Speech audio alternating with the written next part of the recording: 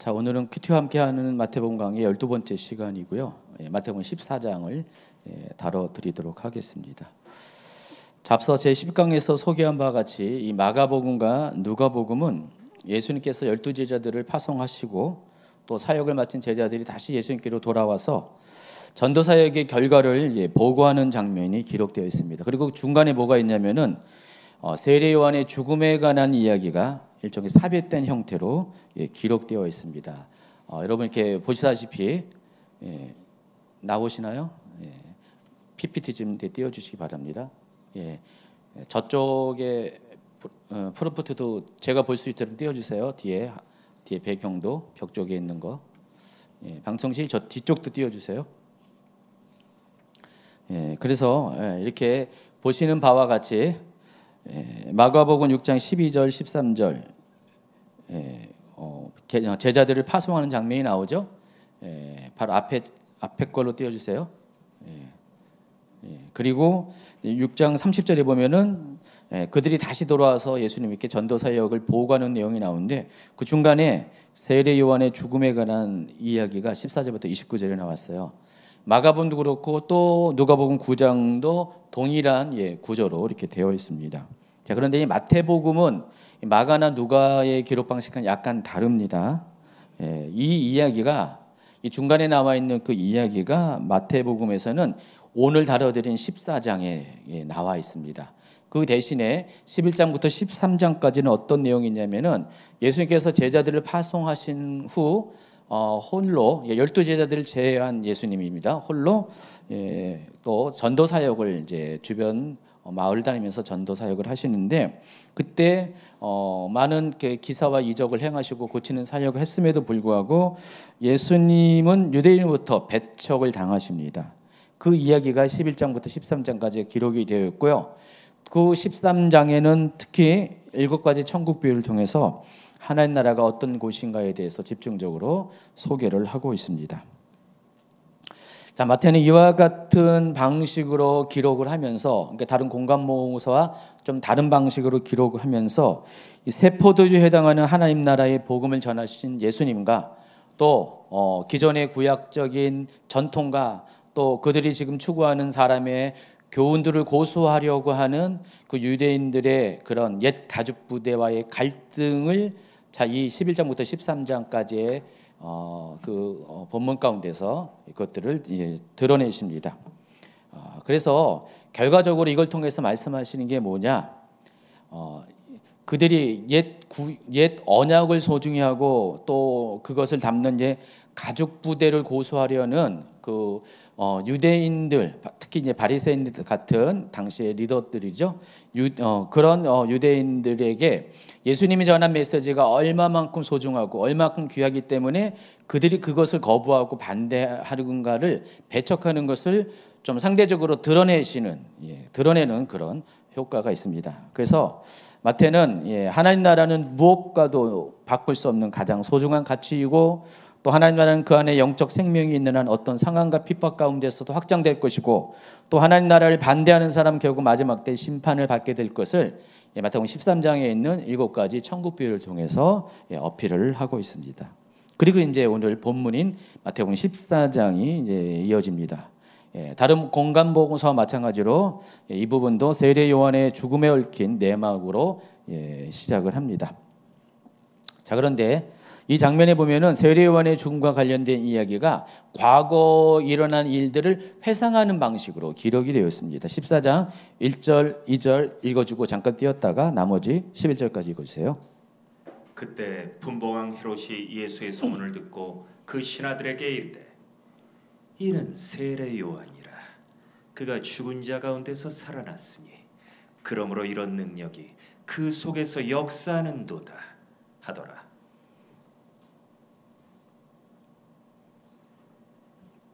전에 헤롯이 그 동생 빌립의 아내 헤로디아의 일로 요한을 잡아 결박하여 옥에 가두었으니 이른 요한이 헤롯에게 말하되 당신이 그 여자를 차지한 것이 옳지 않다 하였습니다.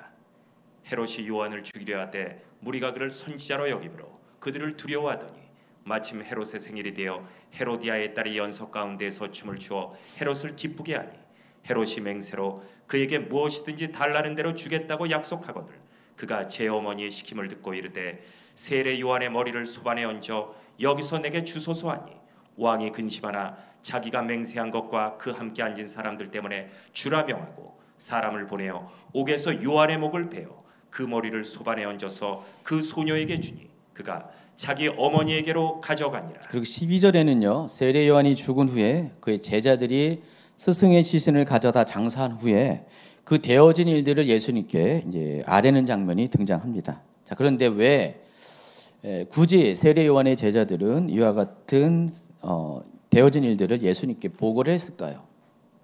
우리가 이제 여러분이 쉽게 지나칠 수 있는 부분인데 이 장면이 좀 이렇게 좀 생각해 볼 필요가 있습니다.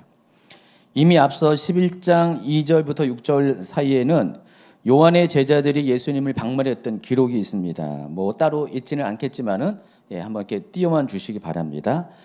세례 요한의 제자들이 예수님께로 와서 정말 이렇게 유대 민족들이 기다리는 그 메시아가 당신이십니까? 그렇지 않습니까? 라는 세례 요한의 질문을 대신 전달하는 장면이 나옵니다.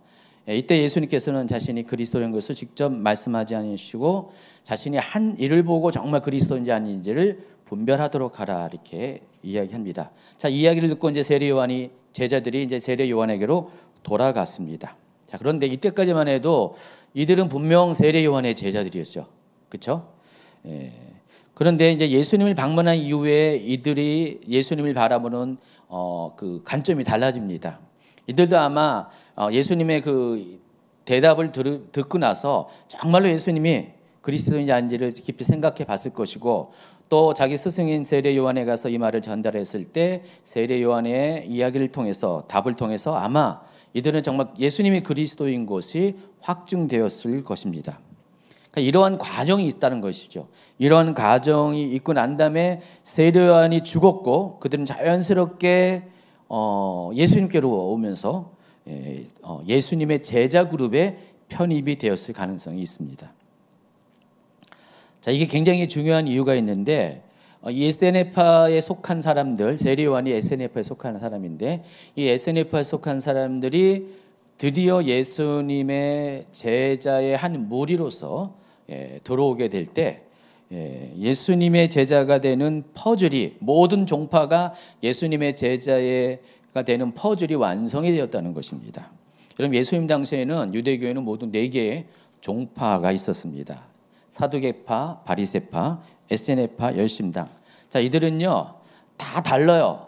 추구하는 바가 달랐고 또 신학적인 성향들도 다 달랐습니다. 가령 사두개파는요 제사장 그룹들이 다 사두개파입니다. 모든 제사장은 다 사두개파에서 나왔습니다. 근데 여러분 제사장은 거룩하고 굉장히 좀 뭔가 좀 하나님 앞에 열심히 있는 것처럼 보이지만은 실제로 이때 당시의 제사장들은 굉장한 현실주의자였어요. 세속주의자였고요. 영적인 세계도 믿지 아니하는 그런 사람들이었습니다. 이와 반면에 이 바리새파는요 율법주의에 속한 사람이었습니다. 그리고 영적인 세계도 믿는 사람이었어요. 그래서 이때까지만 해도 사두개파와 바리새파는 예수님을 이렇게 핍박하는 그 일이 있기 전에는 서로 원수처럼 지냈습니다. 서로 기름과 물로서 지냈습니다. 또 여러분 에스에네파는 어떤 그룹이냐면은 저 쿰란이라 같은 그 유대 강야에 사람들이 살지 않는 곳에 운둔해서 거기서 그냥 종교적인 의식과 생활을 하면서 마치 수도원에 있는 사람들처럼 그렇게 살았습니다. 결혼도 하지 않으면서. 그리고 열심당은 뭐냐? 한마디로 민족주의적인 사람입니다. 빼앗긴 나라를 로마로부터 회복하기 위해서 행동을 하는 사람들. 그래서 독립군과 같은 그런 사람들이 열심당이었습니다. 보시면은 사두개파, 바리새파, 에스에네파, 열심당 모두가 다 성향들이 다 달랐습니다. 근데 한 가지 공통점이 있습니다. 자, 이들은 유대교 안에 있었어요. 유대교 안에 있다는 것은 뭐냐? 단지 혈통적으로 유대인이라는 뜻이 아니라 그러니까 유대인들이 다 공통적으로 지키는 그런 유대적인 전통들을 행했다는 것입니다. 그게 뭡니까? 그 유대인들의 기본적인 그런 온전법, 구제, 기도, 금식 말씀드렸죠. 그런 거, 그리고 또 코쇼, 음식 규정, 정결 규정, 그리고 할례 규정 등등, 또 안식일 규정, 이런 것들을 다 행하는 사람들이었습니다. 그런 사람들이 유대인이었어요. 그리고 그런 사람들을 다 유대교라고 불렀습니다. 그래서 사두개파, 바리새파, 에세네파, 그리고 열심당, 이들은 모두가 다 성향들은 각각 달랐지만 이런 면에서 공통점을 갖고 있었기 때문에 유대인이라고 부른다는 것입니다. 여기에 한 가지 추가되는 게, 예수님의 가르침을 따르는 그리스도인들도, 믿는 자들도 유대교의 한 분파로 분류가 됩니다. 그들 또한 구약의 율법을 준수하는 사람들이기 때문에 그렇습니다. 근데 여러분, 다른 종파 사람들이 이러한 예수 믿는 유대인을 가리켜서 부르는 명칭이 있어요. 사도행전 24장 한번 5절을 볼까요? 우리가 보니 이 사람들은 전염병 같은 자라. 천하에 흩어진 유대인들을 다 소유하게 하는 자요, 나사렛 이단의 우두머리라. 뭐라고 했습니까? 나사렛 이단이라고 했죠. 그래서 이 나사렛 이단이라고 부르는 이들이 나사렛파예요. 예수님을 따르는, 예수님을 메시아로 믿는 그런 유대인들을 가리켜서 나사렛파라고 불렀습니다. 그래서 아까 말씀드린 것처럼 이 나사렛파는 유대인의 정체성을 그대로 지키면서 예수님을 메시아로 믿고 있는 사람들입니다. 그 때문에 유대인의 모든 그런 전통들을 그대로 준수했어요. 마치 오늘날 누구와 같을 것 같아요? 메시아닉 주와 같습니다. 여러분, 이때 당시 나사렛파는요, 토요일날, 금요일날, 토요일날 안식일도 그대로 준수했고, 또 우리가 지금 예배하는 이 주일도 그대로 또 예배했습니다. 그러니까 이들은 이중적으로 하나님을 섬기는 사람이었습니다. 토요일과 주일을 두 번의 예배를 드리는 그런 사람들이었습니다. 보통 열심히 아니죠. 이런 사람들이, 물론 오늘날의 이제 메시아닉 주는 아마 이제 주일 예배는 따로 안 드릴 거예요. 그냥 샤bat 예배로 그냥 통일시켜서 예배 드리겠지만은, 옛날에 있는 초대교회 1세기에 있는 그 유대인들 중에서 예수 믿는 사람들은 안식일도 지키고 주일도 지키는 그런 사람들이었습니다. 그들을 가리켜서 나사렛파라고 불렀습니다. 어쨌든 그들은 예수님을 메시아로 여겼지만은, 그러나 유대인들이 하는 모든 것을 다 같이 한꺼번에 같이 했습니다. 참고로 오늘날 이 크리스찬을 불리는 이 명칭은, 그리스도인이라는 명칭은 언제부터 시작했냐면 사도행전 11장 26절이 기원이 됩니다. 읽어주세요. 만남에 안디옥에 데리고 와서 둘이 교회에 1년간 모여 있어 큰 무리를 가르쳤고, 제자들이 안디옥에서 비로소 그리스도인이라 일컬음을 받게 되었더라. 안디옥은 수리아 지역에 있는 도시죠. 이 안디옥에서 최초로 사람들이 그리스도를 따르는 사람들이라는 명칭으로 그리스도이란, 영어로 크리스찬이라는 명칭을 불러줬습니다. 그래서 이 안디옥 교회는 이방인 교회잖아요. 물론 유대인도 포함되어 있지만은 다수가 이방인이 모여 있는 그런 교회였습니다. 근데 사실 이제 메시아하고 그리스도는 다른 존재가 아니죠. 그냥 언어가 다른 언어로 부르는 거죠. 메시아는 히브리어고 그리스도는 헬라어로 부르는 거잖아요. 같은 얘기예요. 그러니까 메시아나 그리스도나 같은 얘기입니다. 그럼 메시아를 따르는 메시아 주나 그리스도인이나 결국은 같은 거죠. 이해하시겠어요? 같은 건데, 한 가지 또 차이가 있습니다. 이 나사렛파와 그리스도인의 호칭 안에는 중요한 차이점이 있는데, 유대인의 정체성이 있냐 없느냐가 굉장히 중요한 차이점이 있습니다. 그러니까 나사렛파는 유대인의 정체성을 갖고 있습니다. 유대인이 하는 모든 것들을 다 지켜 행하고 있습니다. 그러나 그리스도인들은 유대인의 정체성을 지키는 것과는 아무리 상관이 없는, 그냥 예수님을 그리스도로 믿고 따르는 사람들을 가리키는 명칭이라는 것입니다. 그러니까 나사렛파와 그리스도인의 차이가 여기 있다는 것입니다. 그래서 이제 결론적으로 1세기의 유대교는 실질적으로 5개의 종파로 이해를 해야 한다는 것입니다. 사두개파와 바리새파, 에세네파, 열심당, 나사렛파, 이게 전부 다 1세기의 유대교의 다 종파예요. 서로는 배척하고 또 인정하지도 않지만은, 그러나 유대교의 전통을 다 지킨다는 점에서는 이들 다 모두 유대교의 범주 안에서 이때 당시에는 이해했다는 것입니다. 자, 1세기가 지나면서 이들 중 바리새파를 제외한 다른 종파들은 모두 사라지게 됩니다. 바리새파는 오늘까지 남아 있어요. 오늘날 그 이스라엘에 있는 그 정통파 유대인, 특히 초정통파 유대인들이 결국은 바리새파의 후예라고 볼 수가 있죠. 근데 완전한 바리새파도 아니죠. 그냥 비슷한 건데 하여간 흔적은 남아 있는 것입니다. 그러나 나머지 모든 4개의 종파는 1세기가 지나면서 다 사라지게 됐습니다. 여러분, 예루살렘 성전이 무너지면서 사두개파가 없어졌습니다.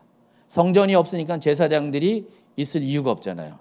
그리고 이 에세네파 같은 경우는요, 결혼을 안 하다 보니까 자동적으로 유입되는 사람이 없으면 수가 점점 줄어들어요. 그러니까 에세네파는 이렇게 오랫동안 지속된 종파가 아닙니다. 그래서 후계자가 없다 보니까 점점 줄고 언젠가는 최후의 에세네파 사람이 남았을 가능성이 있습니다. 점점 없어져서 자연적으로 소멸이 됐습니다.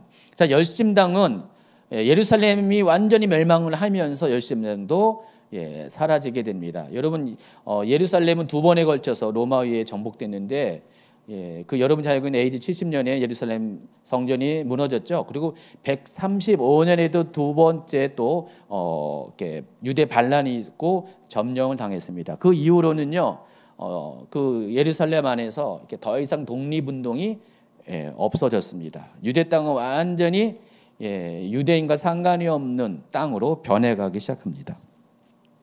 자, 나사렛파도 없어졌습니다. 나사렛파는 아까 어떤 분들이라고 했어요?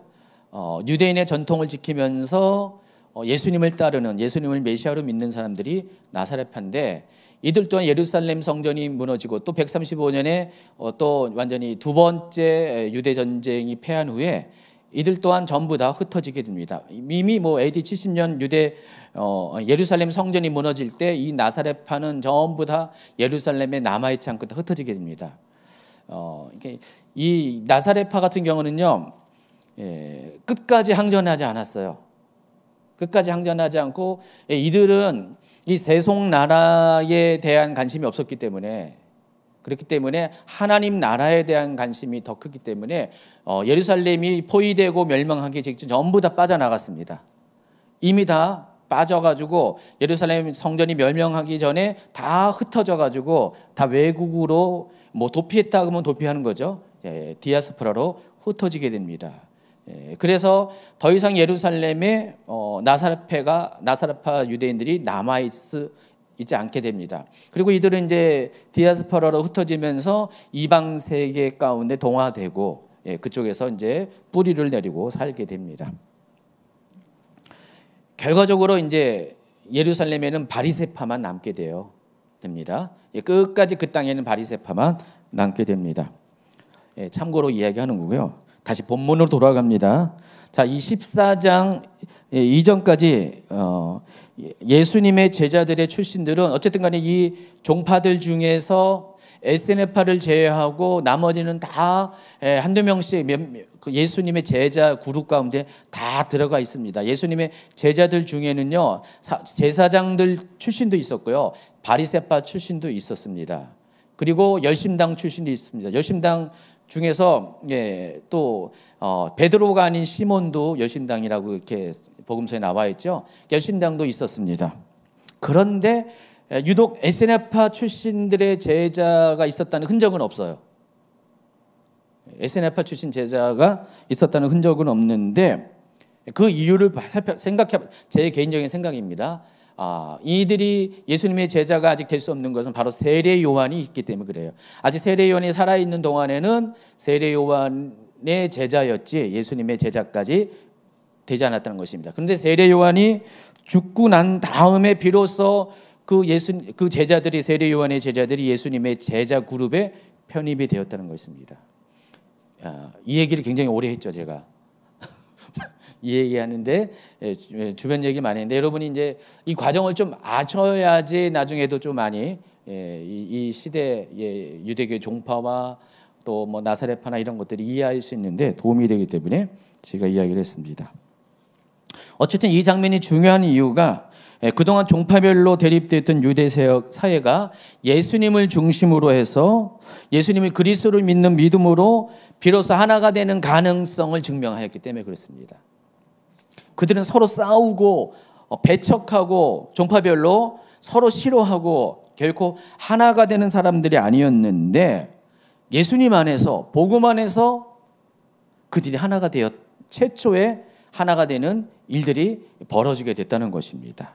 그래서 오늘날 이것이 의미하는 바가 있어요. 자, 예수님과 복음은 세상을 하나가 되게 만듭니다. 생각과 가치관이 다르고 성향이 달라도 그리스도이신 예수님을 믿는 믿음으로 오늘도 이 세상은 하나가 될 수 있습니다. 여러분, 오직 분열된 세상을 하나가 하는 것은 예수 그리스도의 복음입니다. 예.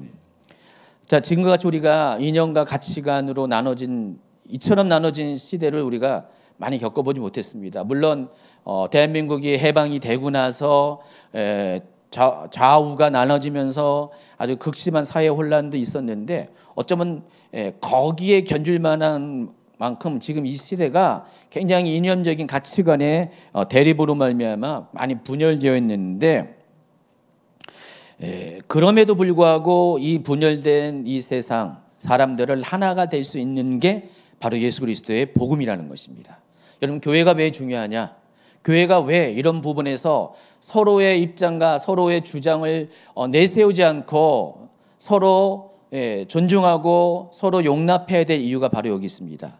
자, 예수 그리스도의 복음 안에서 그때 당시도 이 네 개 종파가 하나가 된 것처럼 네 개 종파가 하나 됐다기보다 네 개 종파의 사람들이 예수 그리스도의 복음 안에 들어와서 하나가 된 것처럼 오늘날도 그렇게 해야 된다는 것입니다. 여러분, 믿음 안에서 우리는 하나가 될 수 있도록 우리가 최선을 다해야 돼요. 왜냐하면 예수님이 이미 우리에게 그런 본을 보여주셨기 때문에 그렇습니다. 그래서 자신의 주장들 내려놔야 돼요. 우리가 하나 될 수 있는 것에 우리가 서로 용납하고 우리가 먼저 양보하고 더 존중해주고 해야 한다는 것입니다. 교회 안에서도 요즘은 좀 덜해졌는데 정말 몇 년 전까지만 해도 교회 안에서도 좌우의 대립이 상당히 많았어요. 특별히 이제 대통령 선거를 거치고 총선을 거치면서 그냥 서로 뭔 얘기하면 싸워요. 교회 안에서 성도들끼리. 진짜로 싸운 일 많이 있었습니다. 그리고 어떤 사람들은 그냥 그게 싫어가지고 교회를 뛰쳐나가고요. 막 그런, 지금 많이 이게 없어졌는데 그런 일이 상당히 많았습니다. 셀 모임 안에서 뭔 얘기, 정치 얘기 잘못했다가는 그냥 셀에서 막 싸우고 다투고 셀 모임 안 한다고 그러고 그러다가 난 이 교회 안 올 거야 하면서 뭐 그런 사람들 생기고 지금은 이제 그게 거의 이제 그런 게 없어요. 근데 불과 몇 년 전만 해도 이런 일들이 상당히 많았다는 것입니다. 주님의 뜻이 아닙니다. 주님이 여러분에게 요구하는 열매가 절대 아닙니다. 요한복음 17장 11절, 21절, 22절에 한번 읽어주세요.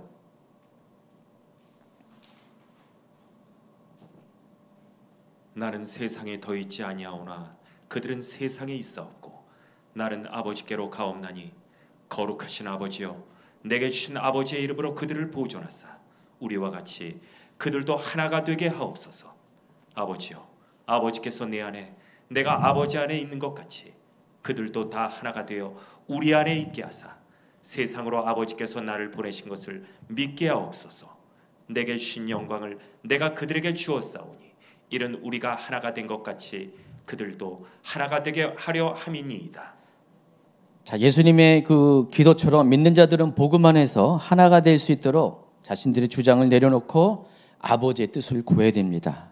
이번 대통령 선거가 임하는 크리스찬의 자세, 오늘도 우리가 이제 설교 후에 기도하게 될 것인데 이 자세를 가지고 기도해야 됩니다. 이번 대선을 통해서 대통령이 누가 되는 것보다도 더 중요한 것이 하나가 돼야 돼요. 나라가 하나여야 됩니다. 누가 되든지 서로 인정해주고 존중해주고, 내가 원하는 사람만, 또 내가 원치 않은 사람은 안 돼 하면서 극단적인 이 대립, 이 분열, 이것은 절대로 옳지 않은 것입니다. 여러분, 민주당이고 국민의힘이고 뭐 다른 정당이든 간에 거기 보면 다 예수 믿는 사람 다 있어요. 똑같은 비율도 있습니다. 똑같은 비율이 있는데 그건 뭡니까 그게? 근데도 서로 무슨 원수처럼 무슨 악마처럼 여기고 있잖아요. 이런 것들이 점점 없어져야 됩니다. 그리고 대신 그 가운데서도 하나님의 그 뜻, 하나님의 공의가 어느 정당이 되든 간에 이루어지기 위해서 우리가 오늘도 기도를 해야 한다는 것입니다. 자, 13절부터 21절에는요, 여러분이 잘 알고 있는 그 오병이의 기적에 대한 이야기가 등장합니다. 읽어주세요. 예수께서 들으시고 배를 타고 떠나사 따로 빈들에 가시니 무리가 듣고 여러 고을로부터 걸어서 따라간지라. 예수께서 나오사 큰 무리를 보시고 불쌍히 여기사 그 중에 있는 병자를 고쳐 주시니라. 저녁이 되매 제자들이 나와 이르되 이곳은 빈들이요 때도 이미 저물었으니 무리를 보내어 마을로 들어가 먹을 것을 사 먹게 하소서. 예수께서 이르시되 갈 곳 없다. 너희가 먹을 것을 주라. 제자들에게 이르되 여기 우리에게 있는 것은 떡 5개야 물고기 2마리 뿐이니이다. 이르시되 그것을 내게 가져오라 하시고 무리를 명하여 잔디 위에 앉히시고 떡 5개와 물고기 2마리를 가지사 하늘을 우러러 축사하시고 떡을 떼어 제자들에게 주시매 제자들이 무리에게 주니 다 배불리 먹고 남은 조각을 12바구니에 차게 거두었으며 먹은 사람은 여자와 어린이 외에 5,000명이나 되었더라. 13절에 보니까 예수께서 들으셨다. 근데 뭘 들으셨는가가 중요합니다. 근데 바로 앞에 있는 12절의 내용을 들렀다는 게 아닙니다. 앞에 12절에서는 세례요한의 제자들이 세례요한이 죽은 경위를 예수님께 와서 보고하는 내용이죠. 그것을 들었다는 게 아닙니다. 지금 이 14장 3절부터 12절까지는 과거의 일이고 1절부터 2절이 그 과거의 일을 회상하는 장면이에요. 그래서 1절부터 2절까지의 내용을 들은 거예요.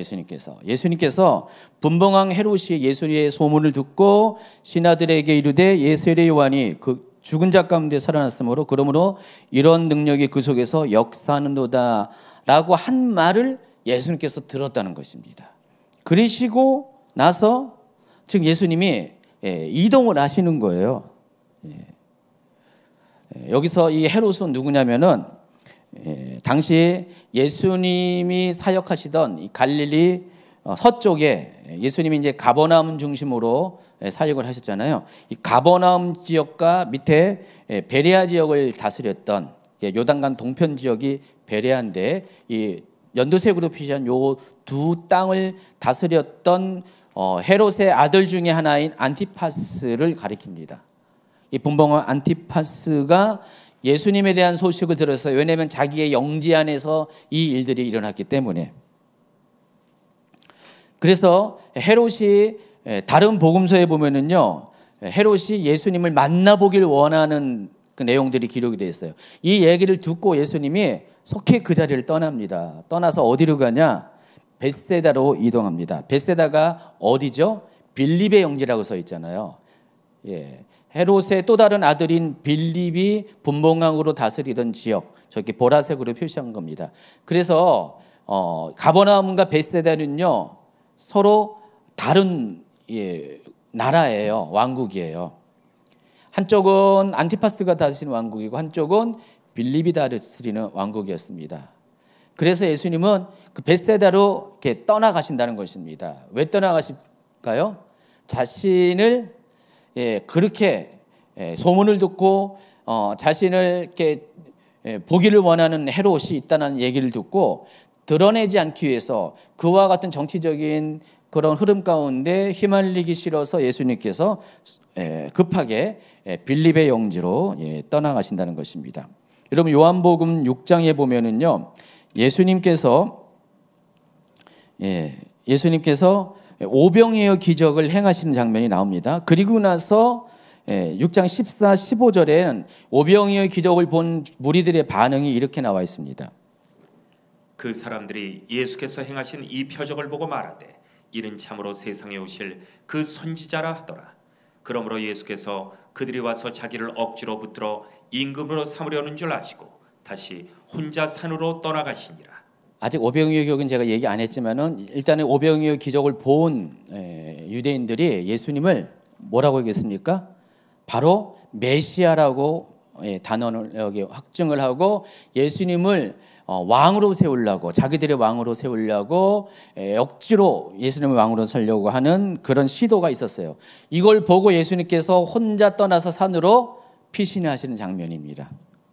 자, 이처럼 예수님의 소문이 여기 퍼지면 퍼질수록 예수님의 능력이 또 사람들의 입을 통해서 전달되면 전달될수록 예수님을 향한 사람들의 기대감이 커질 때 예수님은 어떻게 반응했냐면은 오히려 거꾸로 그들에게 주목받는 것보다도 오히려 그들을 피해서 숨으시는 장면이 나옵니다. 그들이 원하는 메시아 왕국의 왕이 되는 것이 예수님을 세상에 보내신 하나님의 뜻이 절대적으로 아니었기 때문에 그렇습니다. 아마 여러분이만 예수님이라면은 아마 그래 옳거니 하고 아마 됐을 거예요, 그렇죠? 분명히 됐을 거죠, 그렇죠? 그런데 예수님은 사람이 예수님을 높이면 높일수록 예수님은 숨습니다. 더 피해 가십니다. 자, 14절을 보면은 예수님께서 무슨 이유 때문에 어떤 마음으로 병자들을 고쳐주시는지를 확인할 수가 있습니다. 예수께서 나오사 큰 무리를 보시고 불쌍히 여기사 그 중에 있는 병자를 고쳐주시니라. 마태복음 9장 36절에도 무리를 보시고 불쌍히 여기시니 이는 그들이 목자 없는 양과 같이 고생하며 기짐함이라 그랬어요. 그러니까 예수님이 병자들을 고쳐주시는 이유는 사람에게 영광을 받으려는 것이 아니라 자신의 능력을 나타내는 것이 아니라 오직 가난한 자들, 불쌍한 자들을 향한 궁휼한 마음이 있었을 뿐이라는 것입니다. 그러니까 그와 같은 궁휼한 마음이 사람들의 병을 고쳐주는 동기와 근원이 되고 또 능력의 근원이 되었다는 것입니다. 그런 측면에서 오늘 오병이어의 기적을 이해하셔야 돼요. 오병이어의 기적도 마찬가지입니다. 떡 5개와 물고기 2마리로 남자만 5,000명을 먹이신 놀라운 기적을 행하신 이 사건도 바로 무리를 보시고 불쌍히 여기시는 궁휼한 마음이 발동되었기 때문이라는 것입니다. 14절, 15절부터 21절까지가 그 오병이어에 대한 기록인데 시간 관계상 읽지는 마시고요. 여러분 다 아는 내용이라서 통과합니다.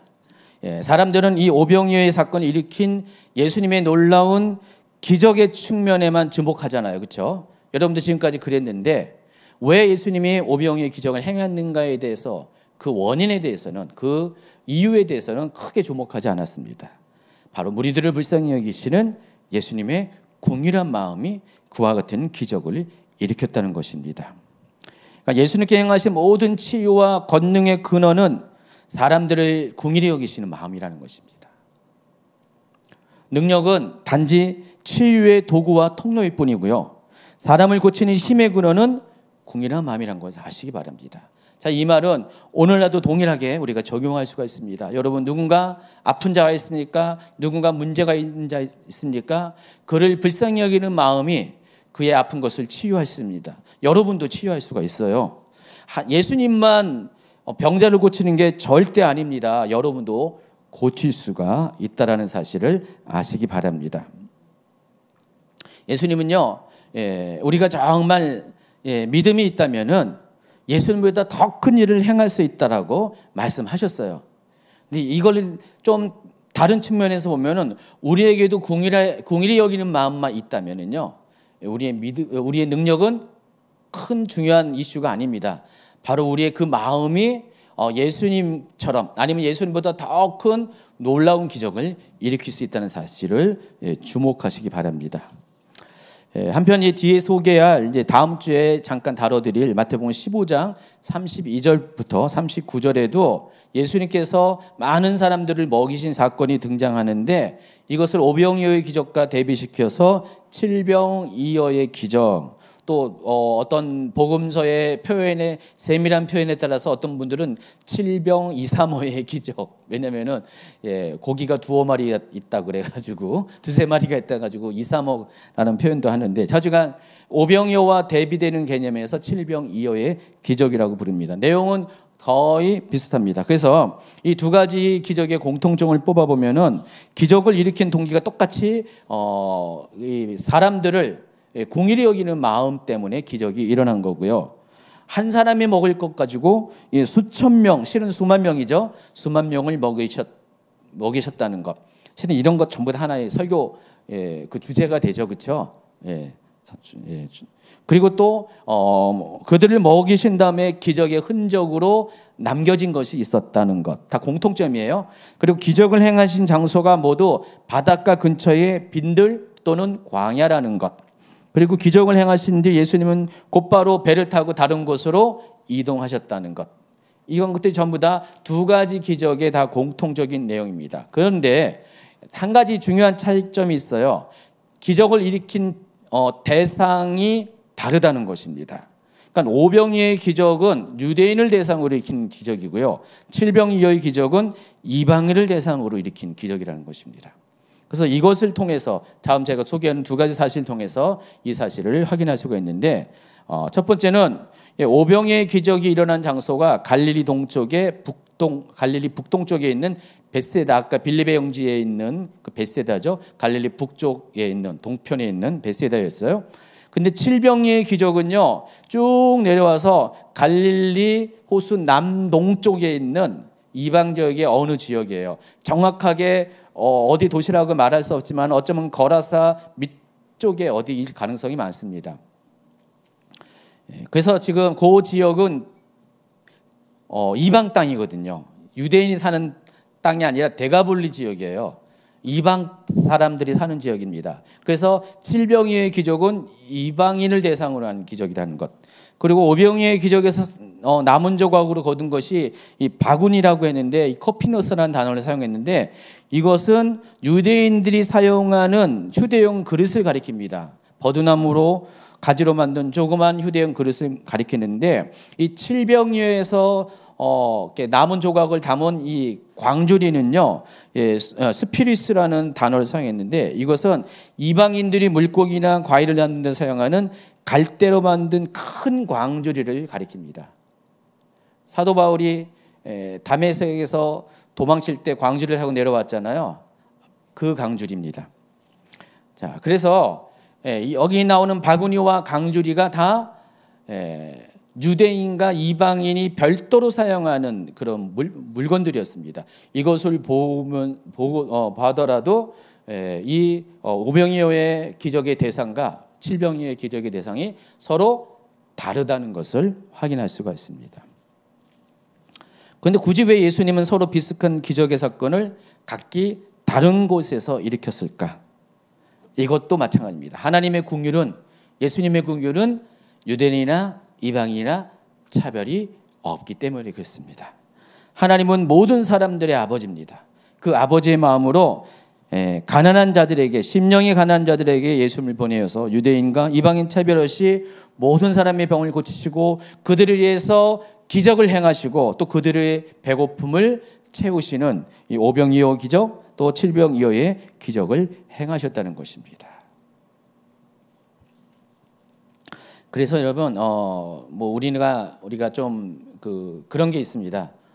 우리가 예수 잘 믿으니까, 특별히 나는 더 잘 믿으니까 하나님이 오직 내 편, 나만을 위하고, 하나님 우리 대한민국은 하나님 정말 이렇게 축복하시고 사랑하시고 지켜주시고, 저 믿지 않은 저 어느 뭐뭐뭐 나라, 또 우리 주변 국가들이 좀 많이 그렇잖아요. 뭐 일본이나 뭐 중국 같은 경우 하나님 아주 그냥 어떻게 해주세요 하면서 저주 비슷하게 막 이렇게 막 그렇게 기도하는 분도 간혹 있더라고요. 그런데 아닙니다. 여러분이 그 땅에 가면은요 하나님의 마음이 느껴집니다. 하나님이 그 땅 민족들, 오히려 예수 믿지 않은 것 때문에 그것 때문에 죽어서 지옥 가는 그들을 향한 하나님의 마음이 얼마나 안타깝고 아파하고 또 그들을 향한 궁일한 마음이 있다는 것을 비로소 느끼게 됩니다. 여러분 한번 이렇게 한번 그렇게 가보시면 이렇게 바로 느껴져. 하나님 마음이 느껴져요. 그럼 여러분 속에 얼마나 여러분의 내가 정말 이렇게 속이 좁았다는 것, 내가 편협했다는 것을 알게 됩니다. 여러분 하나님은요 믿는 여러분도 사랑하지만 믿지 아니하는 자들, 의인도 사랑하지만 죄인도 사랑합니다. 과거 알고 보면 여러분도 죄인이었잖아요. 근데 의인이 된 거예요. 하나님의 은혜와 긍휼로. 그래서 그들 또한 그렇게 기회를 주신다는 것입니다. 그래서 예수님은 그들에게도 가서 복음을 전하고 그들에게 가서도 기적을 행하시고 그들에게 가서도 이제 병을 고쳐주는 동일한 것들을 차별 없이 행하셨다는 것입니다. 자, 무리를 거르신 기적에 대해서 이야기하겠습니다.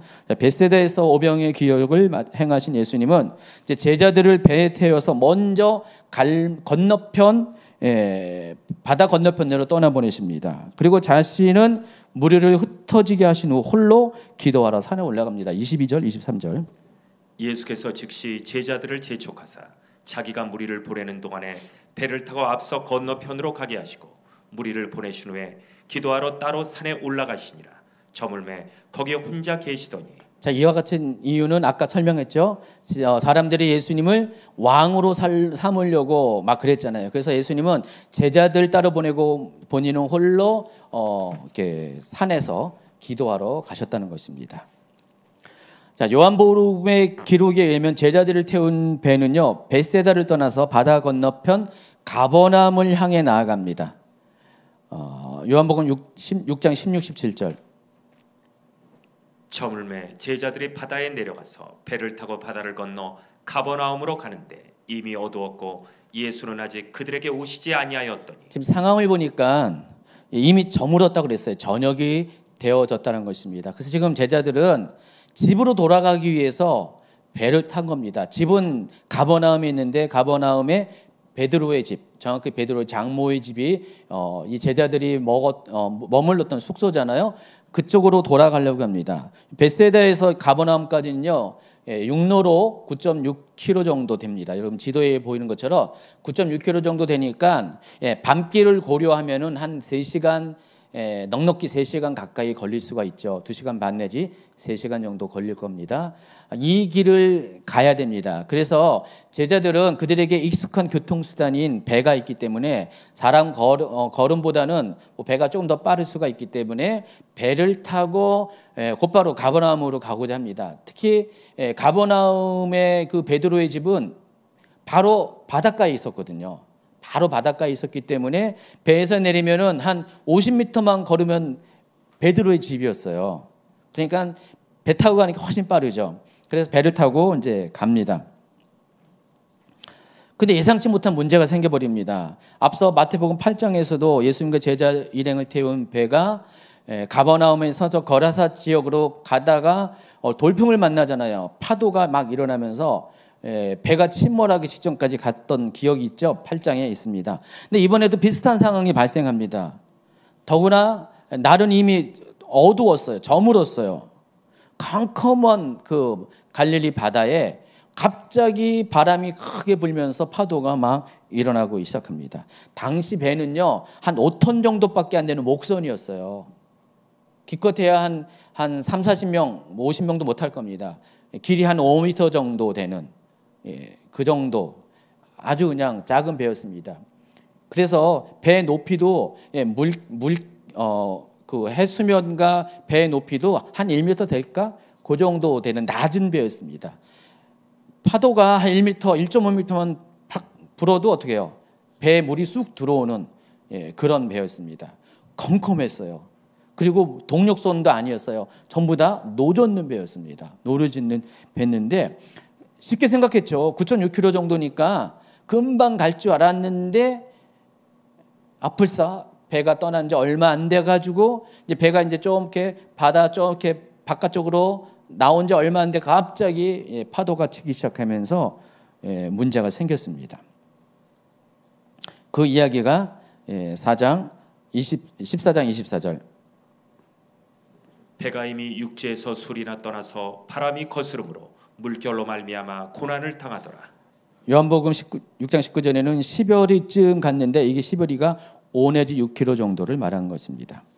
자, 근데 25절 기록에 의하면은 밤 사경에 예수께서 바다 위로 걸어서 제자들에게 오셨다 그랬습니다. 이 밤 사경은 로마식으로 따지면 새벽 3시부터 6시 사이예요. 여러분, 저녁 무렵에 해가 저물자 출발했어요. 그러면 지금 우리가 8시 46분이니까 이 정도면은 이미 집에 들어가 있어도 충분히 들어가 있을 때였는데, 새벽이 될 때까지 이들은 바다에 있었습니다. 왜냐면은 파도가 거세고 물결이 세니까 아무리 노를 져도 배가 나아가지가 않은 거였어요. 그 막막한 상황 가운데 바다에서 오도 가지도 못하고 그냥 이렇게 머물러 있는 시간, 거의 밤이 지속되면서 제자들이 정말 힘들었을 것입니다. 계속 노를 지고 노를 져도 앞으로 나아가지 않은 그런 막막한 상황. 더군다나 예수님은 없었어요. 마태복음 8장에서는 그나마 예수님이 계셨잖아요. 주무시고 계셨지만은 예수님이 계셨는데 지금 예수님도 없어요. 자기들끼리만 있습니다. 이 막막한 상황 가운데 정말 이들이 많이 낙심하고 있었을 것입니다. 근데 엎친 데 덮친 격으로 갑자기 바다 가운데 희뭇거리한 껌껌한 바다에서 희뭇거리한 이상한 물체가 물 위에서 막 자기께로 다가옵니다. 밤 14장 25절. 밤 사경에 예수께서 바다 위로 걸어서 제자들에게 오시니. 네, 그 그림을 보시면은 무섭죠. 제가 이 그림을 찾는데 일부러 밝은 거 안 찾았어요. 많은 그림들이 밝은 화면을 했는데 지금 저것도 저기 노란 것도 그냥 표시를 하려고 했는데 저런 노란 불빛도 없었어요. 후라시 들고 이렇게 했으면 몰라도 저런 불빛도 없었어요. 아마 컴컴해가지고 예수님이 입은 옷이 흰 옷이기 때문에 희미끄리한 거죠. 사람의 윤곽도 제대로 안 나오고 막 아마 그랬을 거예요. 저보다 더 무서웠을 것 같습니다. 그 사람들이 깜짝 놀라가지고 뭐라고 외쳤다고요? 제자들이 그가 바다 위로 걸어오심을 보고 놀라 영이다 하며 무서워하여 소리 지르거늘. 네, 정말 이렇게 이들 상황을 보면 엄청 무서웠을 것 같습니다. 그렇죠? 여러분 전혀 안 무섭잖아요, 그렇죠? 네, 진짜 여러분 그 상황에 빠져보면 굉장히 무서웠습니다. 누군가 물체가 바다 위를 걸어온다는 건 상상할 수도 없었고 더군다나 예수님인 것은 생각할 수가 없잖아요. 크게 놀라 소리쳤습니다.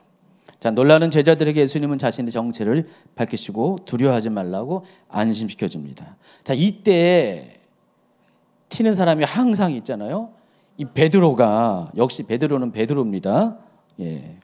베드로가 나서서 기회를 놓치지 않고 28절 29절 베드로가 대답하여 이르되 주여 만일 주님이시거든 나를 명하여 물 위로 오게 하소서 하니 오라 하시니 베드로가 배에서 내려 물 위로 걸어서 예수께로 가되. 직접 자기가 걷고 싶은 거예요. 참 여러분 같으면은 이 상황 가운데 아무리 예수님이 하긴 됐다 할지라도 이런 생각을 안 할 것 같아요. 그렇죠? 그렇죠? 전 전혀 베드로의 입장이 동의가 안 됩니다. 근데 베드로는 역시 베드로예요. 우리보다 훨씬 나은 것 같아요. 그래서 자기도 물 위를 걸으시게 해달라고 아마 몇 명 계실 것 같아요. 제가 생각하면 몇 명은 있어요. 그런 기질 성향이 있는 분 한번 손 들어보세요. 있어요, 분명히. 있어요. 분명히 있어요, 제가. 저는 그런 성향이 아닌데 그냥 예수님 빨리 오세요라 그랬는데 아마 그런 분이 계실 것 같습니다. 자, 그런 분도 조심하세요. 처음에는 걷는 것 같은데 보니까 30절 바람을 보고 무서워 빠져가는지라 소리질러 이르되 주여 나를 구하소서. 예수님은 즉시 손을 내밀어서 베드로를 붙잡아 주시고 다음과 같이 말씀하십니다. 믿음이 작은 자여 왜 의심하였느냐. 여러분, 베드로가 물 위를 걷는 게 가능한 게 아니죠. 과학적으로 불가능한 기적의 사건인데요.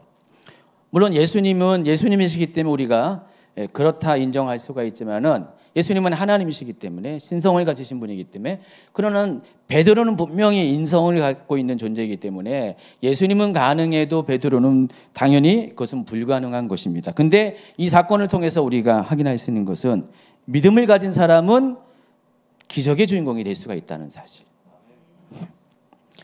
기적의 주인공이 될 수 없는 것은 믿음이 없기 때문이라는 것. 그런데 베드로가 물속에 서서히 빠져들어간 것도 또 하나의 기적이에요. 왜 그런지 아세요? 우리가 이제 그 물리학적으로는요, 둘 중에 하나죠. 정말 이렇게 이 기적이 일어났으면 그냥 물이 걸었을 것이고, 만약에 기적이 아니었으면 어떻게 돼요? 즉시로 빠져야 정상이잖아요. 갑자기 이제 두려움이 나서 믿음이 싹 사라졌어요. 그럼 어떻게 해요? 순식간에 1초도 안 돼가지고 푹 빠져야 정상이잖아요. 그런 생각 안 해봤죠? 안 해봤어요? 왜 저만 그런 생각하나요? 푹 빠져야 정상입니다. 순간적으로. 근데 베드로는 순간적으로 빠진 게 아니라 서서히 빠져갑니다. 이걸 통해서 볼 수 있는 게 베드로가 믿음이 전혀 없는 게 아니라 그 사이에 믿음과 불신이 갈등을 하고 있는 사이였던 것 같아요. 그러니까 믿음보다 불신이 커지면서, 그러니까 믿기도 하지만은 불신이 있으면 서서히 빠져들어가는 그런 상황에 있게 됐습니다. 그런 베드로를 예수님은 손을 잡아주시고 또 안전한 배로 이끌어 주신다는 것. 우리가 한 가지 위로를 받을 게 뭐냐면은, 때로 우리의 믿음이 부족해서 베드로처럼 기적을 경험했음에도 불구하고 또 기적을 또 보지 못할 수도 있죠.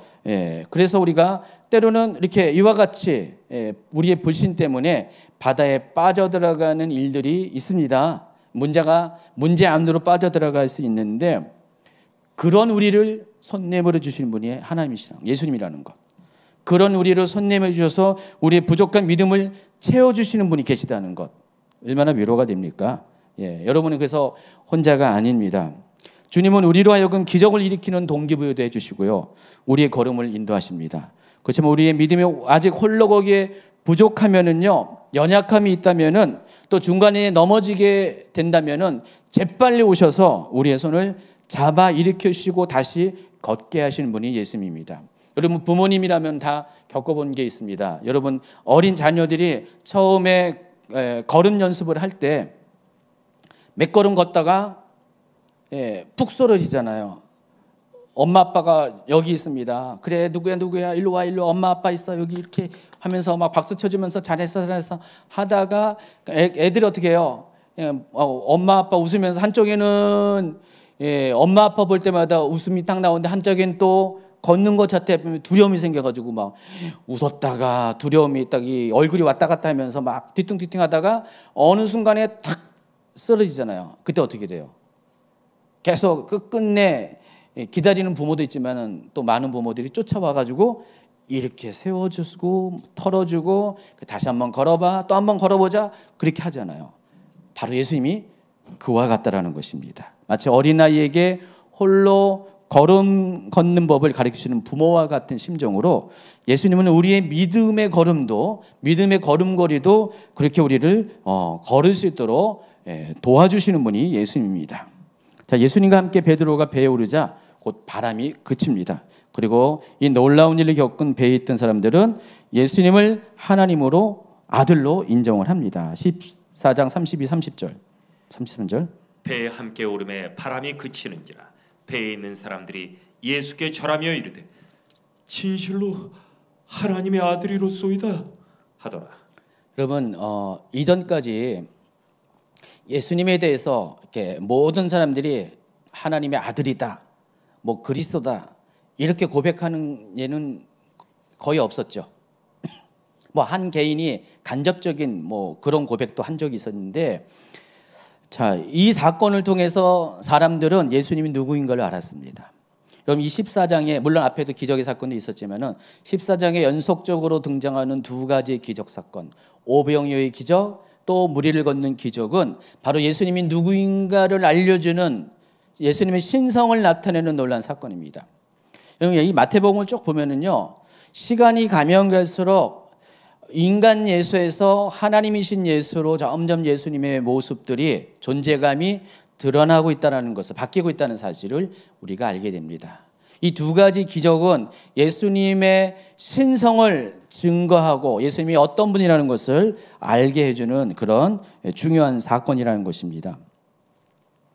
예수님은요, 단지 유대인들이 기대하는 메시아로 이 땅에 오신 것만이 아니라 하나님의 아들로 이 땅에 오셨습니다.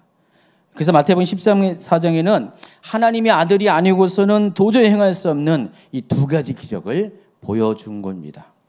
16장으로 가면은요, 이때도 베드로입니다. 베드로가 참 눈치가 빠르고요, 아주 믿음의 캐치가 대단한 사람인 것 같습니다. 베드로는요, 예수님을 두 가지 호칭으로 부릅니다. 주는 그리스도요, 살아계신 하나님의 아들입니다. 여러분이 이 호칭이 잘 알고 있는 거예요. 예수님에 대한 호칭인데, 예수님이 이 땅에 어떤 목적을 가지고 어떤 역할을 위해서 오셨다는 것들을 확실하게 드러냅니다. 예수님은 그리스도로 오셨습니다. 정말 유대인들이 기다렸던 그 기름 부음 받은 자로서 이 땅 가운데 오셨고요. 그것으로 그치는 것이 아니라 유대인은 여기까지만 알고 있었는데 예수님은 하나님의 아들로 오셨어요. 베드로는 이것을 깨달은 사람이었고요. 베드로는 이것을 입술로 최초로 고백한 사람입니다. 그리스도와 하나님의 아들이라는 예수님의 정체성을 최초로 고백한 사람이 베드로라는 사실을 아시기 바랍니다. 그래서 여러분도 베드로와 같이 되길 바랍니다. 아멘. 근데 그런 베드로도 예수님을 또 부인합니다. 자, 이제 마지막은 한 페이지 남겨놨습니다. 본래 제자들의 목적지는 가버나움이었는데 거기는 가버나움은 가보지도 못하고요. 가버나움이라서 예기치 못한 상황으로 해서 바다에서 밤을 지내고 나서 그들이 도착한 곳은 가버나움보다 조금 더 떨어진 4.8km 정도 더 떨어진, 전체적으로 베세다에서 14.4km 떨어진 게네사렛이라는 땅에 도착하게 됩니다. 지도에 보면은요, 이렇게 게네사렛 땅에 도착합니다. 그러니까 가버나움을 지나쳐서 가게 됩니다. 예수님이 이곳에 도착하자마자 사람들이 또 예수님을 알아봤습니다. 그리고 예수님께로 몰려듭니다. 그리고 예수님에게 병든 것을 고쳐달라고 했습니다. 예수님은 모든 병든 자를 고쳐주셨고요. 또 예수님에게 예수님의 옷자락만 이라도 손을 대기를 원하는 사람들이 있었습니다. 찌찌트를 말하는 겁니다.